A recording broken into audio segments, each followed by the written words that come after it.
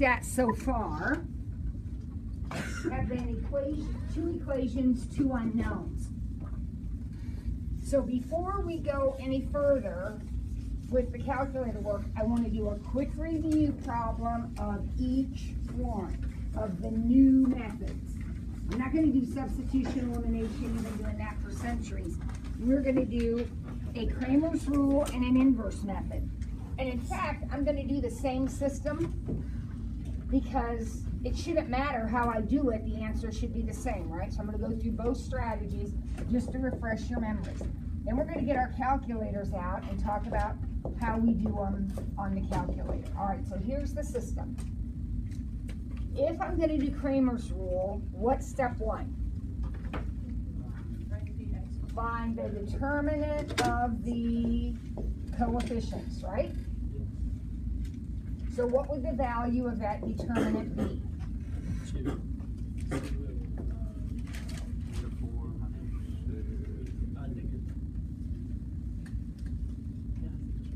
What is it? -10. -10. The value of the determinant is -10. Kids, we got to be able to do that. -4 minus 6. Now, what do I do with the -10? I'm doing Cramers Rule now. What do I do with -10?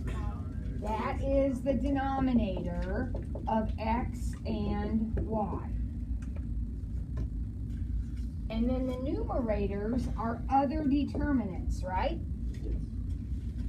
And to find those other determinants, I use these numbers. Haven't used those yet. I use those numbers. They go in place of the letter you're solving for. So these are your x numbers right here. I'm going to cut those out and paste them in there. So I'm going to have 3, 1 here, and then of course my 2 and -4. Then when I'm doing y, I'll put them here. So I have 1, 3, 3, 1. Right? Okay, now I'm going to evaluate that. So what have I got here? Let's get this right on our first try. -14. -14 over -10, so that's going to reduce to 7/5. And then what have I got here? 8, -8 over -10, which reduces to 4/5. So my answer is 7/5, 4/5. All right, everybody straight on Cramers Rule. I said yesterday we talked about the inverse method. So we're going to solve the same system with the inverse method. Now remember, of all the yapping I did yesterday and all the writing I did, essentially, if you're using the inverse method, you have one multiplication to do. And what is the multiplication you have to do? The inverse of the coefficients. We're going to take the inverse of the coefficients. We have to figure out what that is. Well, yes, and then we're going to take that times the 3 and the 1, right? Okay, so now we got to find the inverse. So yes, Dan says 1 over the determinant. Well, I already found, this is my coefficient matrix right here. I already found the determinant, it's -10, so it's going to be 1 over -10. Now I need to make my new matrix here, so that'll be, switch these, remember? So -4, 1, and -3, -2. So my inverse is, I'm not going to reduce, I'm just going to leave it. So it'd be 4/10, 2/10, 3/10, -1/10. Is that okay? And I'm going to take that times my 3, 1. And that's going to give me my answer. So here we go. What do we have here? We have 12 and 2.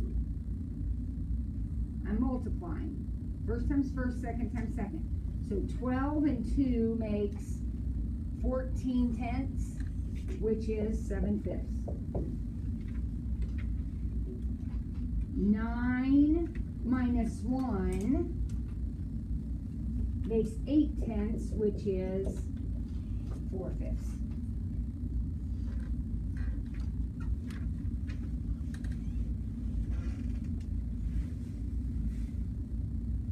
Okay. Now, this procedure we're going to use right now on our calculators, only we're going to do it with a larger system of equations. So what do I mean by a larger system of equations? Well, I mean one that's got more than 2 variables in it. So let's take a look at this system of equations.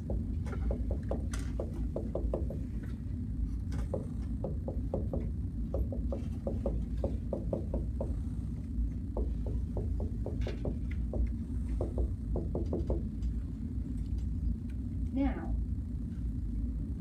we're going to use our calculators, and the directions are going to say, solve using the inverse method. Well, we just practiced that a minute ago, and we did it yesterday. What does the inverse method involve doing? Well, now, wait. Yes, to find the inverse, I need the determinant, but big picture, what gives me the answer? The inverse of the coefficient matrix times what in this problem? 9, 16, 7. Now, what's my coefficient matrix in this problem? 1, 1, 2, 3, -1, 5, 4, 3, -1. Now, finding the inverse of that is way more work than finding the inverse of a 2 by 2. I'm not going to require you to know how to do that by hand. We're going to let our calculators do it. So here's what I need you to do. Get your calculator out, and I need you to put in, okay, first of all, does everybody see your matrix button? It is a second button, it's a second thing, and it's right under your math button. All right, so if you press second matrix, I want you to notice you have options across there. See how it says names, math, and edit? Okay, we are going to do edit right now. Anytime you're going to input data, you want edit. So click over. Now, A should be highlighted. It may or may not have anything written after the A. That's irrelevant. Just press enter. Now, the very first thing, we're going to call this matrix A, not matrix C. We're going to call it matrix A just because it's the top one. The very first thing the calculator wants is the dimensions of the matrix. So what are the dimensions of this guy? 3 by 3. So we just put in 3 by 3. Now, the cursor should be inside the matrix, and you're going to start filling in those numbers. So just start filling them in.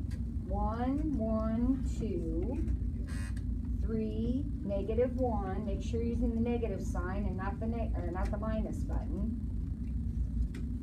And as soon as you press that last one, -1, enter, then I want you to just second quit. Top row buttons, second quit. Now go back into matrix, click over to edit, and down to B. Because if we're going to do this multiplication, we need to have 2 matrices in our calculator.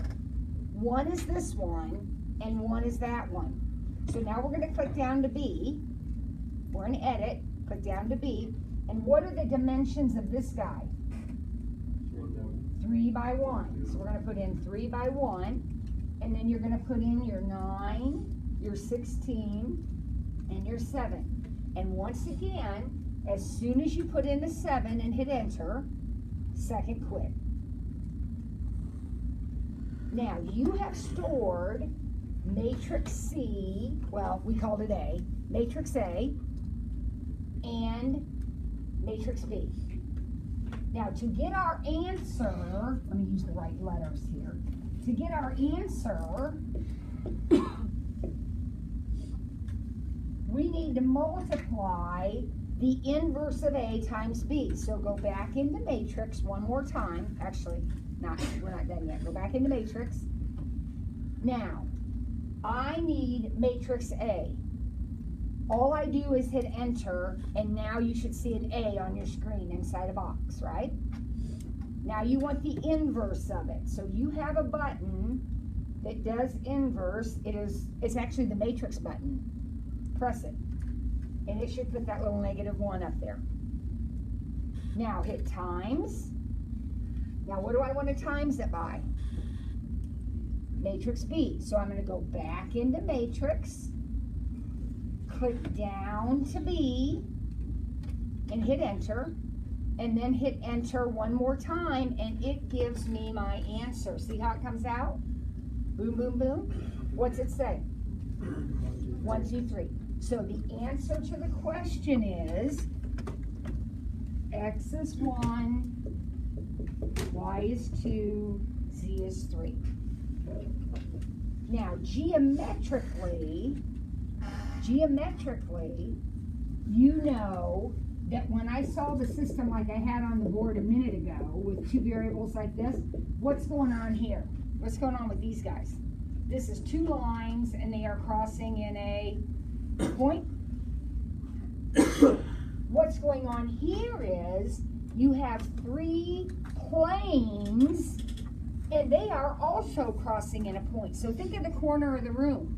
You have the ceiling, this wall, and this wall. Where do they all intersect? Right there in the corner. And that's what's happening geometrically in this problem. Okay, so let's try another one. Let's see if we can walk our way through that.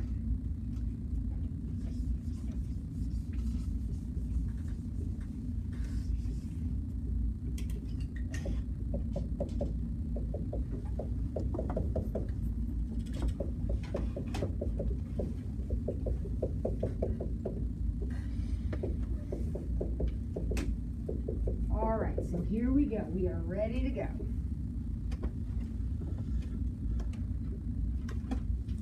So we know if we're using the inverse method. All right, so here's the work you need to show. If you're using the inverse method, you're going to put in a matrix into your calculator that's 2, -1, 3, 4, 2, 1, 3, -5, 1. Everybody agreed? And then you're going to put another matrix into your calculator that is -7, -17, 0. And then what are you going to do with those two matrices? Well, you're not going to multiply those. You're going to multiply the inverse of A times B, and that's going to give you your answer. So in terms of what work you show, this is it right here. You show me what matrices you put in and what you did with them, and then you'll get your answer. All right, so do you remember how to do this? We go into second matrix, and we got to click over to edit, right? So that we can put in new data. A is still a 3 by 3, and I can put those numbers in. If you're having trouble, lean over to your neighbor and see if your neighbor can straighten you out. The important thing to remember is after you get the data in, you got a second quit out, and then go back in to put your next one in.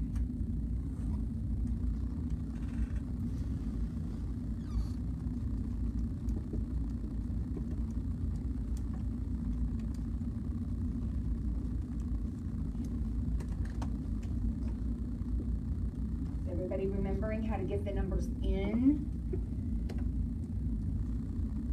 Okay, now how do I type this into my calculator then? Once I get all the numbers in, so I got matrix A in there and I got matrix B in there, how do I do this? I go back to my matrix menu, and this time I just pick names, A. I just want A, so I just press A, then I press my inverse button, times, back into the matrix menu. Now I want B, so I got to go down to B and Press enter. Oh my goodness gracious, Mrs. Ford did such a great job rigging these problems, didn't she?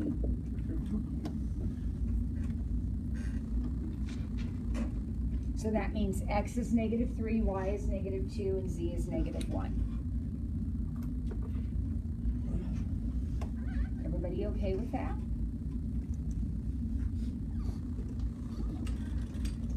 Okay, now I want to show you another method because I want to give you 2 calculator options. We got lots of options by hand. I want to give you 2 calculator options. Is there a certain way that we're supposed to write out the answer, like in the bracket?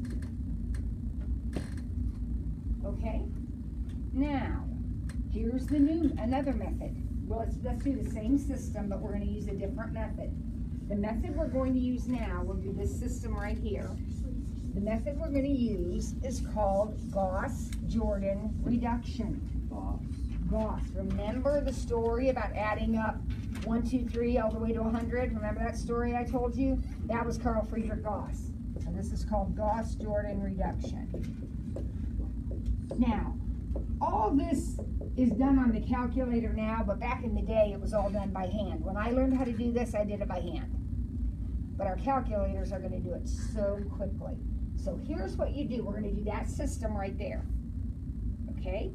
So here's what we're going to do. We're going to say, okay, matrix A is going to be the matrix 2, -1, 3, -7. Oh my, this is a little different. Now I'm going to build a matrix that consists of all the numbers in the problem. Do you see that? One big giant matrix. All right, we're going to do something to it. We're going to get a new matrix out. So let's put that one in. You know how to do that. We're going to put that one in. So second matrix. Be careful now. What are the dimensions? 3 by 4. So you got to tell that to the calculator so that it sets up the numbers right for you.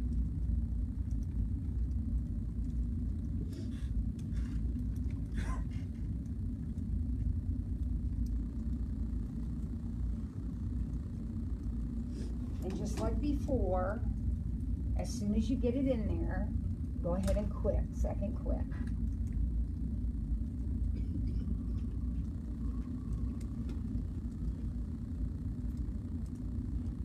Are we good? Got it in? Okay. Now, I want you to go back into your matrix menu, and I want you to click over to the math option. Now you'll notice when you click over to the math option in your matrix menu, go to matrix and then click over to math, you'll notice what's the very first thing there? Determinant. So if you have to do a determinant on your calculator, that's how you do it. There's the button right there, but we're not doing that right now. Okay? I want you to click all the way down. That's a huge list, kids. Click all the way down until you get to the button that says RREF. RREF stands for Reduced Row Echelon Form. So click all the way down till you find RREF. Find it? Press it. Now, it should say on your screen RREF parentheses. All right, in the parentheses, we're going to put matrix A. So go back into your matrix menu and just hit enter. And now it says RREFA. Press enter again, and it's going to give you a new matrix. And the matrix that it gives you is this. Now, you already know what the answer to the question is because we already did it the other way. I want this to make sense to you. Remember when I wrote this equation right here? This was 2x minus y plus 3z equals -7. So what does this one say? X equals -3. 1x plus no y's plus no z's equals -3. And then y equals -2 and z equals -1. So this is another way of typing it into your calculator and coming up with the answer. Jamie? Is there a certain time when you would use one over the other, or you just Actually, there is, Jamie. That's a great question. I want to do one more example, and then we'll talk about that. Well, we'll talk about it right now, but I want to do one more example before we see a situation. Think back to when we did the inverse method by hand. What was step one again to find the inverse? To find the inverse, we needed to find the determinant. And then we did 1 over the determinant. That's going to be a problem if what? If the determinant is 0, right? Now, we're not finding inverses of these by hand, but if we were, step 1 is still 1 over the determinant. So if the matrix has a 0 determinant, then this isn't going to work, because as soon as you press A inverse, it's going to give you an error message because it can't calculate the inverse. Gauss-Jordan will solve every system. Now I'm going to give you an example. Obviously, if you're on your own and you try this and it says error, then you know, okay, I can't do that. I'm going to have to do it this way. Okay? Now I want to do one more example. I have given you, both problems that I've done have been rigged. So Hannah, I want you to give me an equation, x, y, and z. Just make it up.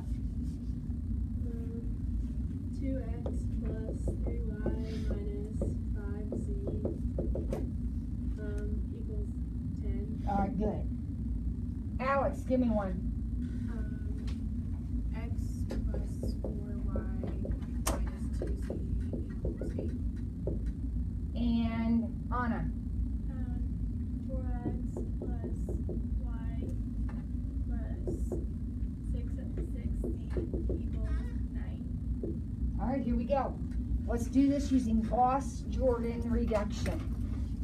This is not a rigged problem. Our answers are probably going to turn out to be crazy numbers, but I'm going to help you deal with that too.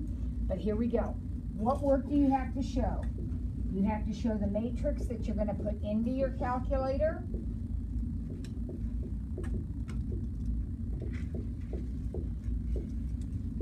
You have to show me which button you're going to press, and you have to show me the matrix that comes out.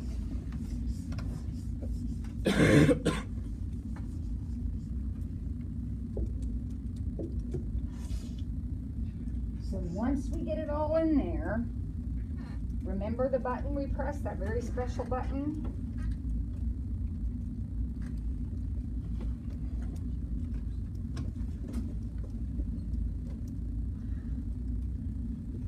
Oops.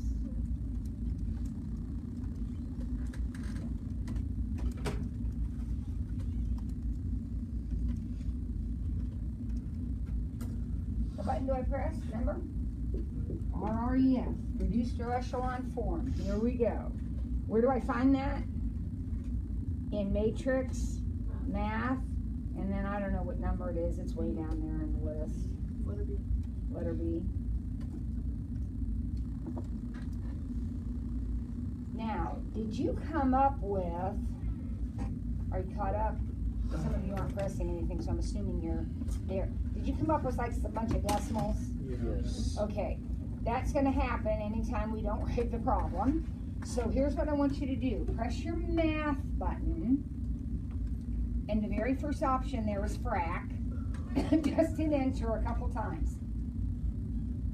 And it will pop those out as fractions for you. I mean, they're hideous fractions for sure, but you're not going to round off your answer that way.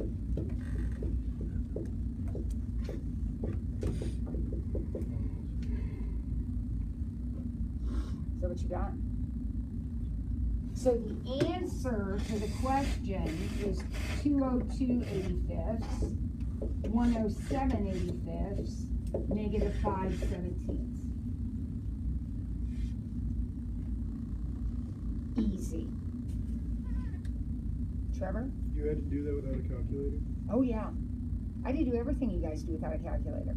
One kid in my class had a calculator, and it didn't do anything like these did. But yeah, I did not have a big calculator until I was in college, and it was nothing like what you guys have either. But oh wait, I'm not ready for that one yet. All right, now we're going to look at this one. You have now practiced 2 Gauss-Jordan reductions. Gives you a whole new appreciation for me, doesn't it? All right, We always appreciate you, Mrs. Ford. God bless you. We've done 2 Gauss-Jordan reductions, so I do not anticipate that you're going to have any trouble with this one. So I want you to type it in. You know what to do. We're doing Gauss-Jordan reduction. So that means we're putting in the big matrix. Make sure you get all the negatives put in. Then you're going to RREF it. And if you need to, you'll math bracket and come out with your answer.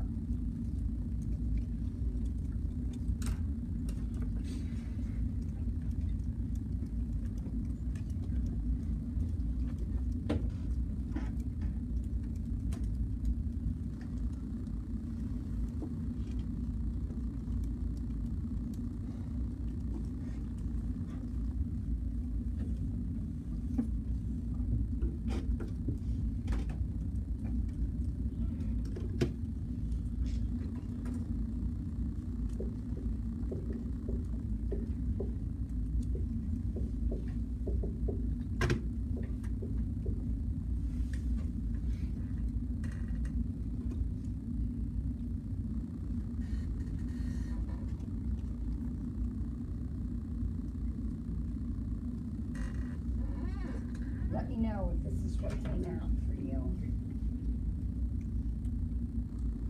Now, does anybody see something different about that? Keep in mind that, how did we interpret these rows? What did this top row tell me? X equals this, and Y equals this, and Z equals this. What does that bottom row say? How many Z's? This is supposed to be my 0, right? The bottom row is supposed to be my 0. How many Z's do I have? So literally that bottom row says 0Z equals 0. That's what that says. Remember, there's equals here, right? That bottom row, this one said 1Z equals negative 5/17. This one says 0Z equals 0. Tell me about that. Could Z be 5? Could Z be negative 28? Yeah. What could Z be? Anything. So now we're going to have a different kind of answer. We're not going to have a nice, neat little answer like this. Now we have an answer that says Z can be absolutely anything. So we'll write that like this. We'll say Z is Z.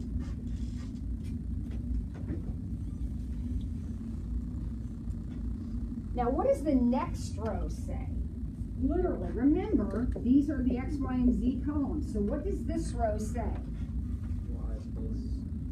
Y plus 3Z equals negative 13. Or Y equals negative 13 minus 3Z. Now here's the deal. Z can be anything. So if I let Z be 5, can I get a Y value? Yeah. But if I let Z be 2, I will get a different Y value. But the Y value I get is going to depend on what I choose for Z. Okay, let's look at the top row. What does the top row say? X minus 5Z Equals 20, which means X equals 20 minus 5Z. So the value that you pick for Z can be anything, but as soon as you pick a Z, you will then get a specific Y and X. Does that make sense to you? Riley? I think it's plus. Oh, it is plus y, thank you. Now, how do I write this answer? Well, it's not hard. We gotta organize it. How many answers are there altogether to this problem? Infinitely many, right? Because z can be anything. So we express that, we say, okay, we're gonna have a whole set of numbers. We're gonna have a whole big giant set of numbers, x, y's, and z's.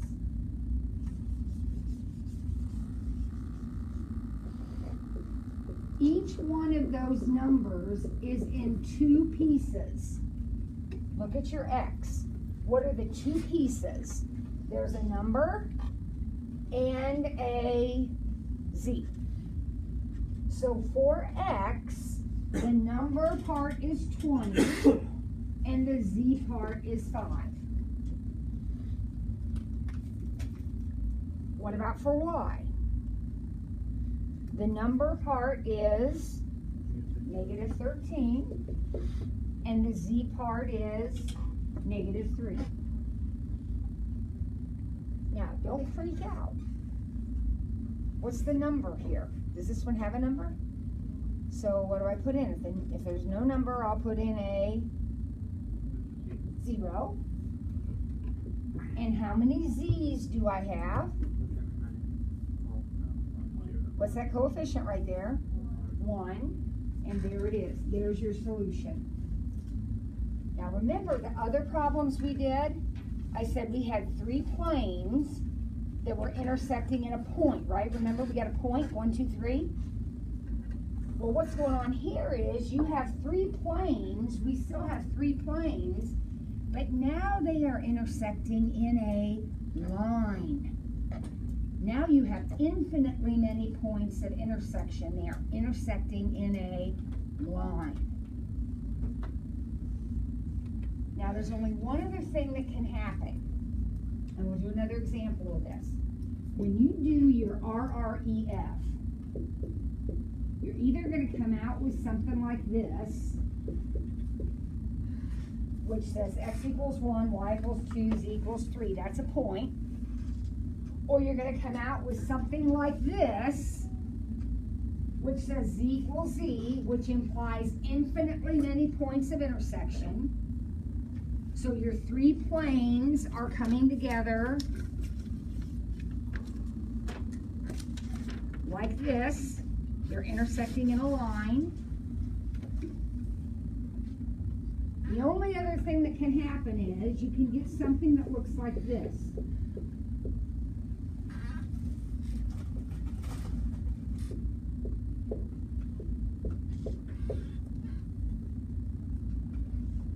Now tell me about that. What if that happens to me? What does that say? Look at that bottom row. That bottom row is the key. What does that say? It says 0z equals 1. Not possible. So what would that represent? 3 planes that have no intersection. Right? Okay, so those are the 3 things that can happen. All right, let's try one more. By the way, these are called, when you get something like this, these are called parametric solutions. When we did parametric equations before, our variable was t. Remember, we had something like x equals 2 plus 3t? Well, now we're doing the same thing, except our parameter is z. We just called it z instead of t. This is called a parametric solution. Jamie? Well, like, will it always be z that makes everything Yeah. change? Yeah. When you do something in reduced row echelon form, that means you're getting the definition, which you're not required to know, but the definition is the first non-zero number in every row is a 1, and everything below and above those ones is 0. So when you do that, automatically it's going to come out with that bottom row being the one that's the key to everything. Now, back in the day when we did it by hand, that wasn't always the case. Sometimes it was the middle row that got crazy. But with the calculator, it will always be the bottom row. All right, let's try one more. This one's a little bigger, but the procedure doesn't change. If I'm doing this by hand, adding in another equation and variable adds on about an hour's worth of work. But if you're doing it on a calculator, it's nothing.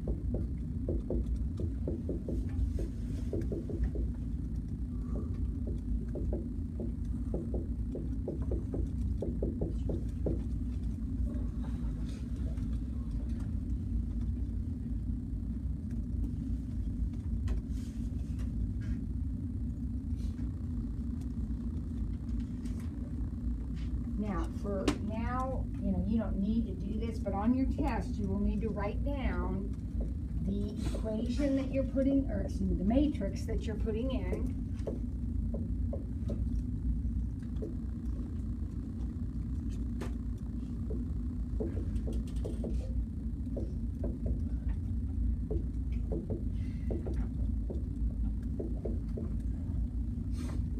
And the matrix that comes out after you do your RRBF.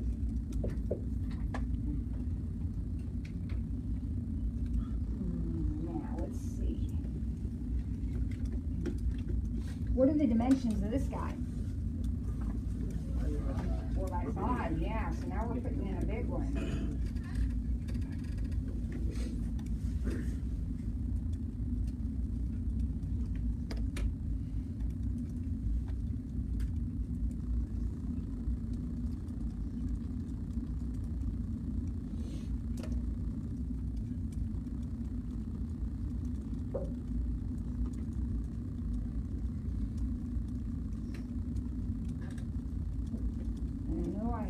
What I wanted to have happen, I put these equations together when I was on the elliptical, so I'm not sure if it worked out or not. Let's see.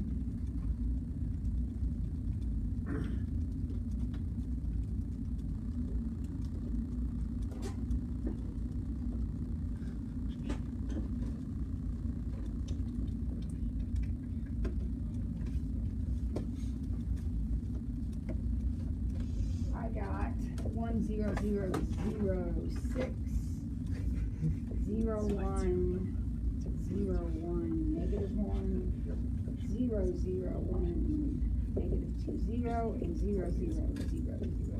Is that what you got? So now you get to get the results. You need to interpret the results. So we're going to start on the bottom. And what does that bottom tell me? What's it say? It says D equals D. It says no D's are 0, so D could be anything. So D equals D. What's this row say? Remember, there's equals right here. This is A, B, C, D. So what does that row say? C minus 2D equals 0. So C equals 0 plus 2D. And I'm going to go ahead and put that 0 in there because it's going to help me write my equation here in a minute. What's that row say? B plus D equals negative 1. So B equals negative 1 minus D. And interestingly enough, what's the top row say? A equals 6. So I'm going to go ahead and say 6 plus 0D, just to help me out. There's no D's in the top row. Just happened that way. So my answer, A, B, C, D, equals 2 parentheses. A parentheses of numbers and a parentheses of D's. So what do I put in for A? 6, 0. No D's in A. What about B? Negative 1 and negative 1. What about C? 0 and 2. And what about D? 0 and 1. There's one D there. There's no 0. There's one D. I mean, there is a 0. There's no number. It's a 0. All right, good work. Dan, can I keep your quick second? Have a good weekend, people. Be safe and smart. Do the right thing. Bye, Trevor. Did you in the past? Okay. How you doing, Diddle? I'm good, maybe. Okay.